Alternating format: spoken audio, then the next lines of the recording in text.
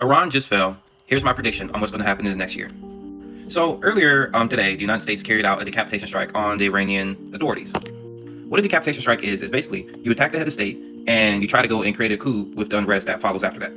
So basically, the decapitation strike is one of the easiest ways to create regime change, but also it doesn't always guarantee that because you're only taking out the head of state. For a decentralized government, that won't really do anything, but for a more centralized authoritarian regime, that will create a lot of disevil. So we have to remember why the first place, why Iran transitioned from a very, very progressive democracy all the way to an Islamist, to how it transitioned to an Islamist theocracy. So the main reason this happened was the United States wanted to get involved because of oil rights, and they wanted to go and topple the democratic Iranian government to go and allow for American businesses to flow within. And just to go and specify, I'm doing a very, very quick sum up of Iranian history because they did have an American puppet that was put in place before and it led to be overthrown, but this led to the Islamic theocracy that we know of today.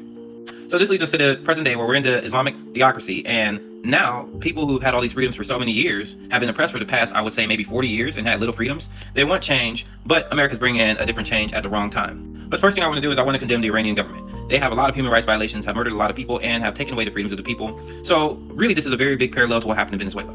If you guys go to some of my previous videos, you'll see what I talked about in the whole Venezuela situation. But this is basically an attempt to go and overthrow the government and allow for more, basically, more American corporations to flow in and have more control of the oil. Because you have to remember that the strait over there, there's a strait that a huge chunk of the oil traffic flows through.